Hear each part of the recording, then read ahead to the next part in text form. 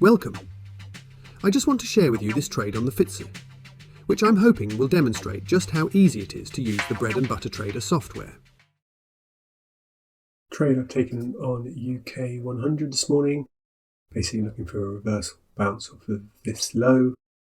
The price is hovering around my entry price at the moment. It's Friday the 2nd of Feb, so non-farm payroll day, so I'll be looking to be out of trades long before the noise around non-farm payroll happens. Version of the software we're now on is 18.8. This is pretty much there, I think. We've ironed out all of the creases and this seems to be working exactly as I want it. So we're now just in the process of recording videos, hence trying to record this one for you now to show you the software working. I'd probably be best to show you dragging the software on actually. So if I remove the expert advisor, now this has left me with an open trade, but my emergency stop is still there and my emergency profit target is still there. So they're always on the account regardless of if I've got my computer turned on or if I've got an EA on the, if the EA is still on the chart. It always has those emergencies there just in case we lose connection or you turn your computer off or whatever it may be. Okay, so I can drag the software back onto the chart. Just say OK, and this reprints the trade. And that's how easy it is if you're going to be opening a position. It is really just a matter of dragging across the software, taking a look at the trade and deciding if that's a position that you want to take or not. And if it is, there is a confirmation button in the process, which you don't have if you've already got a trade on there anyway. Okay, so I'm now just basically going to wait and see if my 1 to 1.2 target is, which I'll put in just below the 7,650 level, which I'm hoping is going to attract price back to it. You know, so one of those round numbers that price likes to go and test. And then if we push on through that, I've gone for the sort of next recent high, if you like, this area here where there was some consolidation of price as the second profit target. So, you know, I'm happy enough with that. We'll just have to wait and see what happens. So price is moving in my favour. I'm up, nearly £100 now. We're in this range just here. I think if price can pop its head above this level that I'm at now, then my 1-to-1 target looks like a good shout. So yes, really, I think it's these highs here that are the obstacle at the moment. Sort of 7646 kind of area, and if we can get through those, then I'm feeling pretty good about this trade. So pretty much as expected, price is struggling to get through this level at around 46, 7646 or so. You know, we knew that we were going to find some resistance at this level. Hopefully price is going to push through a little bit and get to my 1-to-1 target. Time now is 10 to 12 and non-farm payroll is 1:30. So basically the markets are waiting for that. There's a bit of activity in the UK. So I've jumped on board trying to take a bit of a profit out of that. If we look at this trade on a 1-minute chart, you can see took me in, pulled me back straight away. This happens so much. It's one of the hardest things to deal with as a trader. Price literally touching you in and then heading straight towards your stop. The low is held though, and price is now meandering towards my first profit target. And we sit and wait, hoping that this price is going to be hit.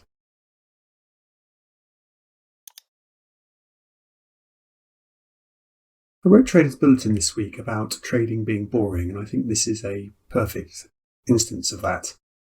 So this is a scalping trade. My profit target, my first one, is only 7.3 points away. And so far I've been in this trade for 50 minutes and it's been like watching paint dry. Now at some point there is actually an argument for saying, you know, if your trade hasn't achieved what you wanted it to achieve within a reasonable space of time, then possibly you should look at changing your parameters and coming out of that trade. Getting very close.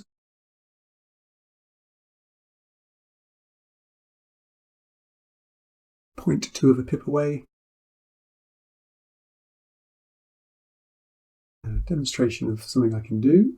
If I so wanted with the software, I can actually move the profit target inside the price, and then it will close that trade on the next tick. Hopefully price is going to go up to the level of 7648.1 where I had it, but that's just a demonstration.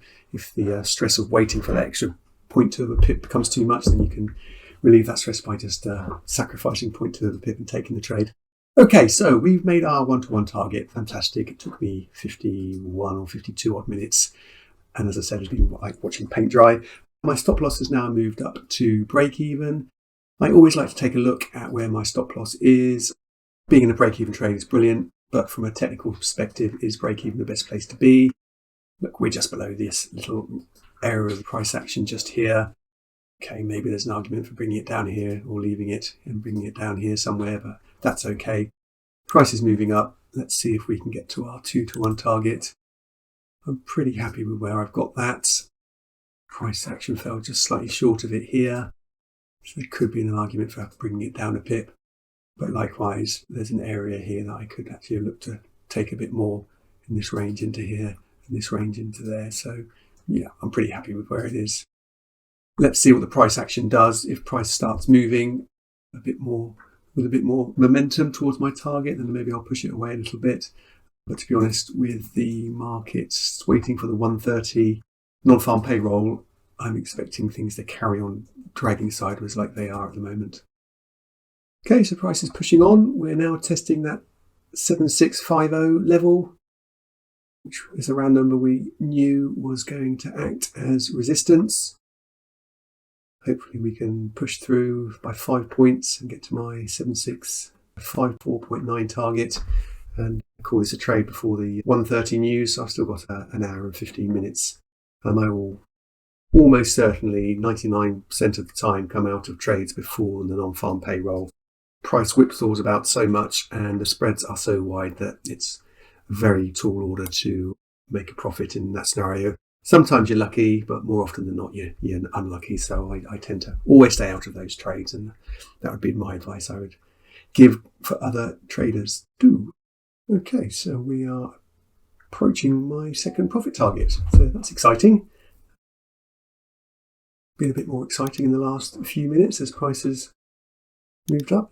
There is a little bit of news coming out on the UK. I think at 12:15 actually, so that might be what's causing. I think it was someone speaking rather than news. Let's have a look. Yes, it's probably talking about the interest rate. At some point that news will come through. So I'm basically holding on looking for another £12 or so profit on this trade, as I need another pip a point or so on this FTSE trade. The majority of times I'm not expecting people to be sitting here watching the trades. Obviously you can go and get on with your life. But for the sake of trying to record something, I have sat here for just over an hour now. But there we go. Got my second profit target. Let's take a little look at the account history. I don't know if you can quite see that. Let me see if I can move that in the screen a bit. There we go. So the first part closed at 79.56 profit of, so just about £80, and the second half 163. That was a little bit more than 1-to-1. I think that was a 1 to 1.2, and this was a 1 to 2.2 or 2.4. I can't quite remember.